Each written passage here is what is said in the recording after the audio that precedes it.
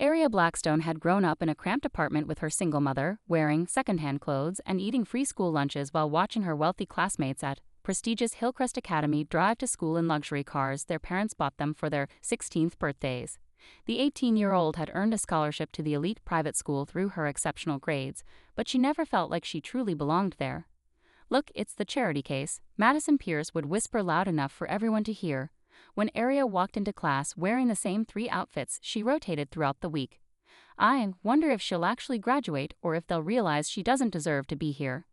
Madison was the daughter of a tech billionaire surrounded by friends whose parents owned hedge funds, law firms, and multinational corporations.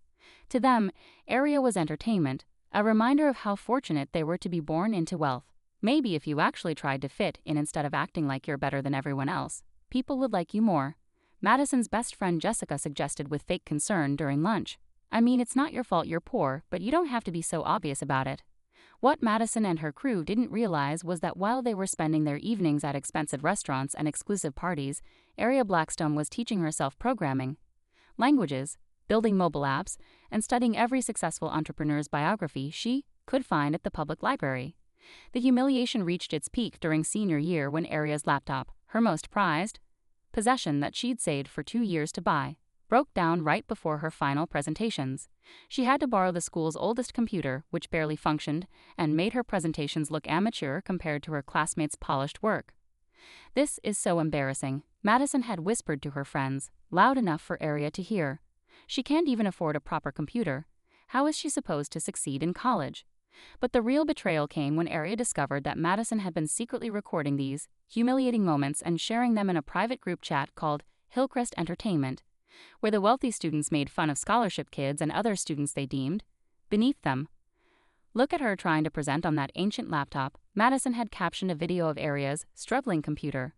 "Maybe she should have thought about that before pretending she belongs here." The final straw came when Aria learned that Madison had been actively sabotaging her college applications. She'd been contacting admissions offices, pretending to be a concerned teacher, and sharing these embarrassing videos to convince universities that Aria wasn't the right fit for their prestigious programs. "I just wanted to give you a complete picture of this student," Madison had written in emails to college admissions officers. "While her grades are good, her presentations and social skills suggest she might struggle in a more competitive environment." What Madison didn't know was that Aria Blackstone had been quietly building something that would change everything. While her classmates were partying and posting on social media, Aria had been developing a mobile app that helped students from low-income families find scholarship opportunities and navigate the college application process. The app, called SholarPath, had started as a simple tool to help herself find funding for college. But as Aria developed it further, she realized it could help thousands of students who were facing the same challenges she was.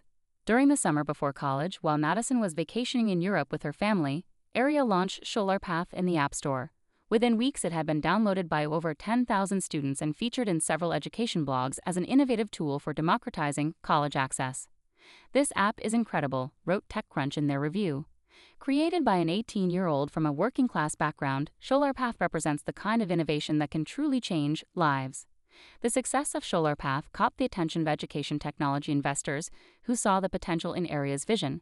By the time she started her freshman year at MIT, where she'd been accepted with a full scholarship, she had already raised $500,000 in seed funding for her company. But Aria's real breakthrough came during her sophomore year when she developed an AI-powered tutoring system that could provide personalized learning support to students who couldn't afford private tutors. The technology was revolutionary, using machine learning to adapt to each student's learning style and pace. EduAI became the foundation of Aria's growing tech empire. Within 2 years, her company had secured $10 million in Series A funding and was being used by over 100,000 students across the country.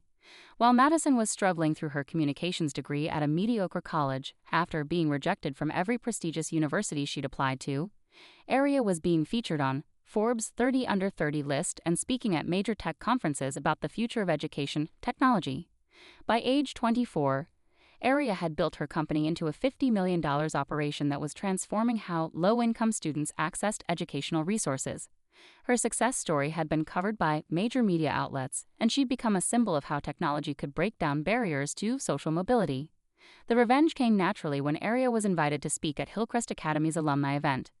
She returned to her old school as a successful CEO, wearing designer clothes and arriving in a Tesla. Everything Madison had once mocked her for not having.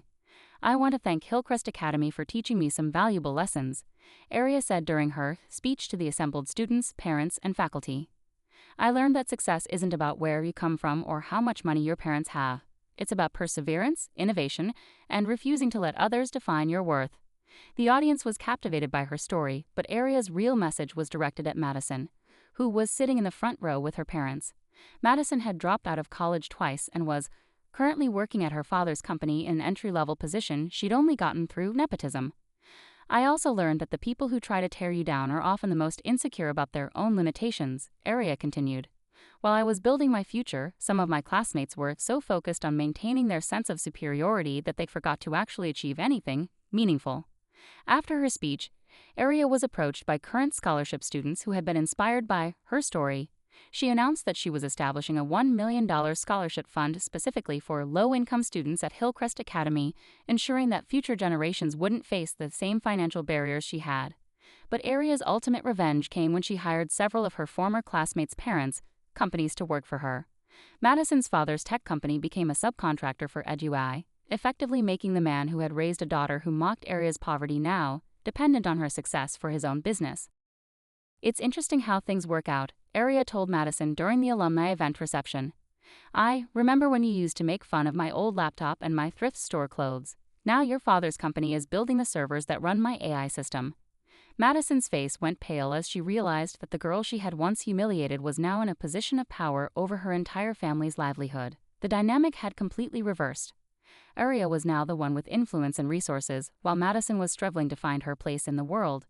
The most satisfying moment came when Aria's company went public 3 years later, making her worth over $200 million at age 27. The IPO was covered by major financial news outlets, and Aria's rags-to-riches story became a symbol of American entrepreneurship and innovation. From free lunch to Fortune 500, how one woman built a tech empire, read the headline in Business Week, featuring Aria on the cover in a power suit, standing in front of her company's headquarters. Meanwhile, Madison's social media showed a very different story. She was still living with her parents, working dead-end jobs, and struggling with the realization that her privileged background hadn't guaranteed her success the way she'd always assumed it would. But Aria's revenge wasn't just about personal satisfaction. Her success had created opportunities for thousands of other students from low-income backgrounds. EduI had helped over 500,000 students access better educational resources, and her scholarship programs had funded college educations for hundreds of deserving students. "The best revenge is massive success," Aria said during her TED talk that went viral with over 2 million views. "When people try to keep you down because of your background, the most powerful response is to rise so high that their opinions become irrelevant." 5 years after graduation, Aria received a LinkedIn message from Madison asking for a job recommendation. The woman who had once mocked her poverty was now desperately trying to leverage any connection she could find to get ahead in life. "I've been thinking about our time at Hillcrest," Madison wrote. "I realize I wasn't always the kindest person, and I'd really appreciate any opportunities you might have at your company. I've learned a lot about myself since then." Aria's response was professional but firm. "I appreciate your message, Madison. While I don't have any positions available that would be a good fit for your background, I'd encourage you to focus on developing skills that add real value. Success comes from what you build, not who you know." The message was a perfect encapsulation of how completely their positions had reversed. The girl who had once been mocked for her poverty had become a powerful CEO who could afford to be gracious to her former tormentor, while the privileged bully had been reduced to begging for opportunities. Years later, when Aria was featured in documentaries about successful entrepreneurs, she would always emphasize the same point. "Being poor taught me that everything I achieved had to be earned. That hunger and determination became my greatest advantages."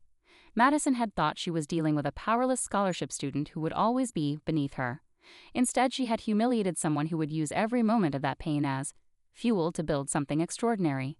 The rich girl's cruelty had become the foundation of the poor girl's empire, proving that sometimes the best revenge is simply becoming so successful that your enemies become irrelevant.